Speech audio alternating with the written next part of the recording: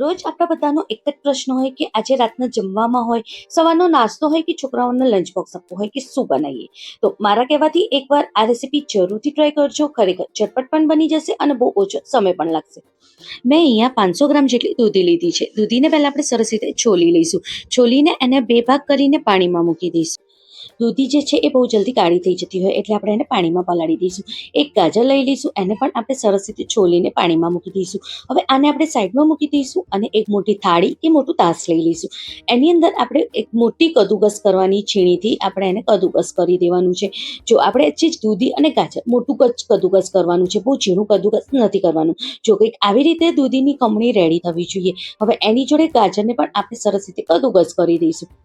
જ્યારે આવી રીતે ગાજર અને દૂધી કદુકસ થઈને રેડી થઈ જાય તો એની ઉપર મીઠું ઉમેરીને સરસ રીતે મિક્સ કરીને 5 મિનિટ માટે સાઈડમાં મૂકી દઈશું.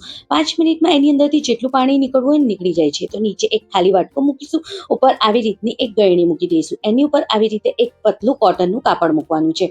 એની અંદર દૂધીને અને ગાજરને મૂકીને એની અંદરથી જેટલું બી પાણી છે એ બધું આપણે કાઢી લેવાનું છે. કંઈક આવી રીતે આ પ્રોસેસ કરવી બહુ જ જરૂરી છે, જેથી આપણે જે રેસીપી બનાવીએ એ આપણી સારી બને.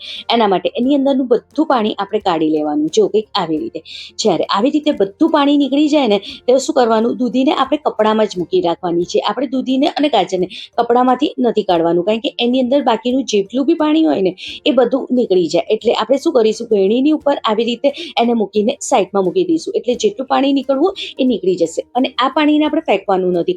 હવે આપણે લોટ બાંધી દઈએ. એના માટે આપણે 2 વાટકી જેટલું ઘઉંનો ઝીણો લોટ લઈ લઈશું, જે આપણે રોટલી બનાવવા માટે લઈએ છીએ.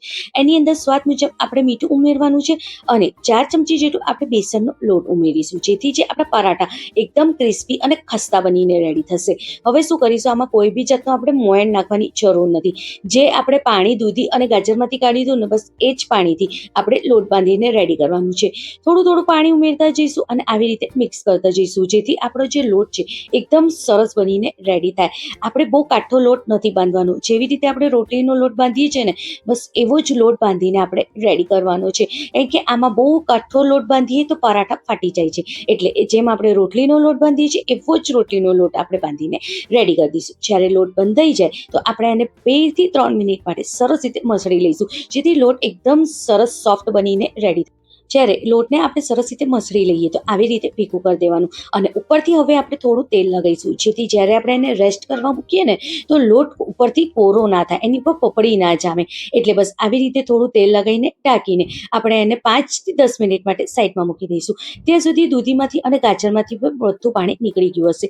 હવે એને આપણે એક મોટા વાસણમાં લઈ લઈશું. જો કંઈક આવી રીતે હવે આની અંદર આપણે મસાલા કરવાના છે. તો 1/4 ચમચી જેટલું હલ્દી પાવડર, 1 ચમચી જેટલું આપણે આમાં લાલ મિર્ચ પાવડર ઉમેરીશું અને 1 ચમચી જેટલું આપણે ધનિયા જીરું પાવડર ઉમેરીશું. 1 ચમચી જેટલું અમચૂર પાવડર ઉમેરવાનું છે. આમાં મીઠું અત્યારે આપણે નથી ઉમેરતા, કારણ કે આપણે પહેલા પણ આપણે મીઠું ઉમેરેલું જ છે. જરૂર પડે તો જ આપણે એમાં મીઠું ઉમેરવાનું છે. હવે એક મીડિયમ સાઇઝની ડુંગળી લઈ લેવાની છે અને ડુંગળીને કંઈક આવી રીતે આપણે લાંબી લાંબી ચિપ્સમાં કાપવાની છે. ડુંગળી નાખવાથી આનો જે સ્ટફિંગનો ટેસ્ટ છે એ બહુ જ સરસ થઈ જાય છે. અગર તમે ખાતા હો તો તમે ખાસ કરીને ડુંગળી નાખજો. અગર નથી ખાતા તો તમે એને સ્કીપ પણ કરી શકો છો. હવે શું કરીશું, બધાને સરસ રીતે આપણે મિક્સ કરી દઈશું. આમાં સહેજ બી પાણીનો ભાગ નથી તો એકદમ કોરો મસાલો બનીને રેડી થશે અને ઉપરથી થોડી આપણે કોથમીર ભભરાઈ દઈશું.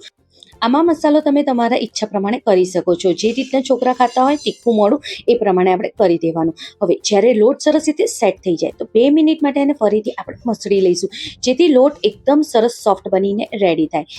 હવે જેવા પરોઠા બનાવવા હોય નાના મોટા એવી રીતના આપણે લુવા લઈ લઈશું અને હાથ ઉપર આવી રીતે આપણે એને ગોળ શેપ આપી દઈશું. આંગળીની અને અંગૂઠાની મદદથી આપણે એને ફેલાવવાનું છે. જો કંઈક આવી રીતે વચ્ચે ખાડો થાય ને એવી રીતે આપણે એને ફેલાઈ દઈશું. જો કંઈક આવી રીતે આપણે જેવી રીતે કચોરી ભરીએ છીએ ને બસ એવી જ રીતે આપણે વચ્ચે આની પર ખાડો કરવાનો છે. હવે જે આપણે સ્ટફિંગ રેડી કર્યું છે સ્ટફિંગને પણ આપણે વચ્ચે આવી રીતે ભરી દઈશું અને ચારે બાજુથી આવી રીતે ઉપર ખેંચતા એને આપણે પેક કરી દેવાનું છે લોટને. જો કંઈક આવી રીતે છે ને જેમ આપણે કચોરી ભરીએ છીએ અને જેવી રીતે આપણે સ્ટફ પરાઠાનું બનાવીએ છીએ એવી જ રીતે આપણે બનાવીને રેડી કરવાનું છે. હવે થોડું અટામણ લગાવી દઈશું, એના એકદમ હલકા હાથે આપણે એને વણી લઈશું.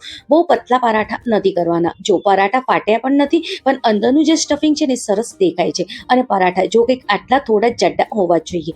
હવે તવીને પહેલા આપણે સરસ રીતે ગરમ કરી લઈશું. ગરમ થઈ જાય એટલે જે બાજુથી આપણે વણ્યું હતું ને એ બાજુને પહેલા આપણે નીચે શેકવા મૂકવાનું, અને નીચેની જે ભાગ છે ને આવી રીતે ઉપર આવી જોઈએ. એક બાજુ જ્યારે થોડું શેકાય ને પછી જ આપણે એને પલટવાની ઉતાવળ નહીં કરવાની. હવે ઘીમાં કે તેલમાં તમે જેમાં શેકવા માંગતા હો એમાં તમે શેકી શકો છો, પણ ઘીમાં આ પરાઠાનો ટેસ્ટ બહુ જ સરસ આવે છે. તમે દેશી ઘી વાપરો કે ડાલડા ઘી એ તમારા ઉપર ડિપેન્ડ છે, પણ ઘીમાં શેકવાથી પરાઠા બહુ જ ટેસ્ટી લાગશે. આવી રીતે આપણે એને એકદમ મધ્યમ ગેસ ઉપર જ આપણે ઉલટ કરતા સહેજ દબાવતા જવાનું અને શેકતા જવાનું પરાઠાને. પણ ગેસની ફ્લેમ બહુ હાઈ કે બહુ લો ના હોવી જોઈએ, મધ્યમ જ હોવી જોઈએ. અને મધ્યમ ગેસ ઉપર જ્યારે આપણે આવી રીતે પરાઠા બનાવીએ છીએ તો એકદમ ક્રિસ્પી અને એકદમ ખસ્તા પરાઠા બનીને રેડી થાય છે. જો કંઈક આવી રીતે આને હું તમને કાપીને પણ બતાવું. અંદરથી એકદમ સરસ સ્ટફિંગથી ભરેલા હોય છે, અને ખાવામાં તો આ પરાઠા બહુ જ ટેસ્ટી લાગે છે. ઝટપટ તો બની જાય છે પણ ખાવાની મજા જ બહુ આવે છે. જો આને તમે સવારે છોકરાઓના લંચ બોક્સમાં પણ આપી શકો છો, સવારના નાસ્તામાં પણ કે રાતના જમવામાં પણ તમે આને બનાવી શકો છો. જો તમે જોઈ શકતા હશો કેટલું સરસ સ્ટફિંગ દેખાય છે. બસ આવી જ રીતે આપણે બધા પરાઠાને બનાવીને રેડી કરી શકીએ છીએ. આજની રેસીપી તમને કેવી લાગી કમેન્ટમાં જરૂરથી જણાવજો. ગમે તો લાઈક કરજો. Thank you.